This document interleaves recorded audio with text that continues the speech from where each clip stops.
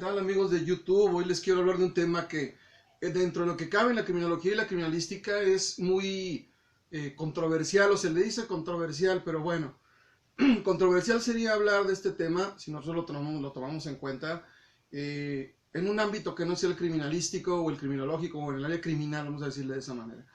¿Por qué? Porque hoy les quiero hablar de que si el criminal nace o se hace. Y la controversia siempre viene en decir que el criminal se hace. Y muchas veces llega a decir, pues se hace de acuerdo a lo que es la sociedad. Resulta que dentro de la historia de la criminalística, de la criminología, dentro de las ciencias periciales incluso se llega a estudiar acerca de que si el criminal tiene dos ámbitos o dos razones por las que se forma. Bueno, resulta que si algo nosotros aprendemos, sobre todo en lo que es la materia de psicopatología, psiquiatría criminal, psicología criminal incluso, nosotros hablamos de que todos nosotros ya traemos una carga genética la cual trae características que no se pueden cambiar. Hay una teoría por ahí que me tocó incluso leer hace poquito en Facebook donde decía acerca de que cuando el feto se forma, recibe ciertas sustancias que lo hacen cambiar. Esto sería como pensar que mi automóvil sacado de agencia, si yo le pongo gasolina verde y luego al siguiente día le pongo gasolina roja y luego le pongo gasolina verde, va a llegar el día en que el carro va a cambiar, se va a transformar o se va a acostumbrar. No, para nada, el carro ya viene de agencia. Nosotros genéticamente ya traemos una carga genética, a lo cual nosotros le llegamos a decir el genotipo.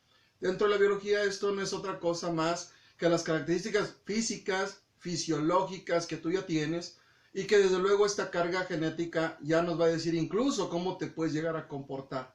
Ya con que mucha gente no lo crea, hoy en día el estudio de la genética que está tan avanzado, ya nos puede decir incluso cuál es la razón por la que tú reaccionas de cierta manera o no reaccionas de cierta manera. Así es que gran parte de la carga genética puede en un momento dado ya traer por ahí incrustado la forma en la que funcionan tus hormonas y todas las sustancias químicas que hay en tu cuerpo para que en un momento dado tú te comportes de cierta manera. Y algo que me toca mucho ver con los alumnos es, por ejemplo, una persona violenta, ¿por qué puede llegar a ser violenta de origen biológico? Muy simple, porque las hormonas que producen la violencia, como es el caso de la testosterona, o sustancias químicas que hagan que la persona al tener estas sustancias químicas más altas, lo vuelven más violento, por lo mismo lo vuelven un poquito más, entre comillas, digamos, primitivo. Y arroja, claro, un poquito del raciocinio fuera para actuar como actúa. Lo cual quiere decir que desde luego un criminal, claro que puede llegar a tener ya una carga genética desde que nace para llegar a ser un criminal. ¿Qué es lo que hace que una persona que traiga esa carga genética no se comporte de manera negativa o simplemente rompa leyes? Muy simple, la misma existencia de estas. La existencia de las leyes, si estas simplemente no se hacen respetar de cierta edad, que es a lo que voy cuando nosotros hablamos de la sociedad o de la sociología, y cómo la sociedad o el medio influye para que una persona también se convierta en un delincuente. Si desde luego tenemos una persona que tiene una carga genética agresiva o ya viene predispuesto para cometer delitos, si esa persona recibe simplemente un trato social en el cual se le orilla a cometerlos, es más que lógico que la persona los va a cometer. Pero si la persona no se le orilla o la carga social es tan fuerte, tan potente sus leyes, como para que la persona no se salga de esa biología básica que tiene, es más que lógico que probablemente no los lleve a cabo. Cuando una persona ya trae la genética encima, no se le va a quitar por más leyes que tú le llegues a poner. Por eso es que muchos centros de readaptación o la readaptación en muchos países no funciona. Lo único que ha llegado a funcionar es entender cómo funciona el ser humano desde su origen, de su comportamiento, para poder manejar algo que lo mantenga ocupado, de tal forma que desde luego podamos ganarle a esta carga genética. Claro que hay personas que quizás no traigan una carga genética para delinquir, pero la sociedad los puede llegar a forzar a delinquir. ¿Esto qué significa?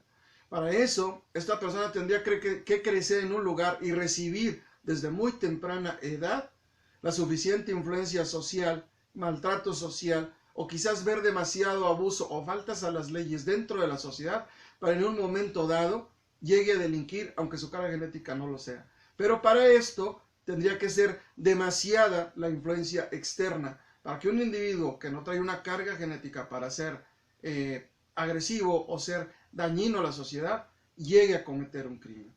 ¿Esto qué significa? Que a fin de cuentas el criminal tanto puede traerlo como por su carga genética, como puede ser por una cuestión externa. Aquí, con nosotros los seres humanos, existen estas dos ambigüedades. Me tocó hace poquito escuchar esto y se va a oír un poquito extraño la comparación, Pero me tocó escuchar que los perros, por ejemplo, de pelea, los pitbull, están catalogados en muchos países del mundo con las 3P, perros potencialmente peligrosos. En nuestro país todavía tenemos la idea de que uno de estos canes, por el simple hecho de que lo criamos muy bien, no es agresivo. Con todo el perdón, pero sigue siendo un animalito que carece del raciocinio como el que llegamos a tener nosotros. Por eso es que de repente decimos, ¿por qué fue agresivo con tal persona?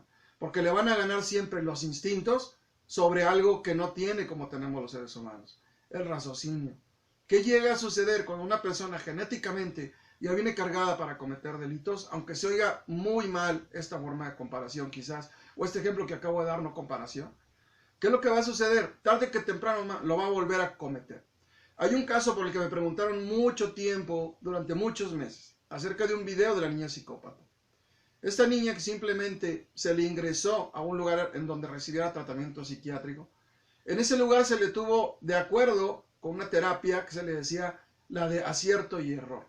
De que si ella se comportaba de tal manera recibía un castigo. Hasta la fecha esta niña ya tiene más de 25 años.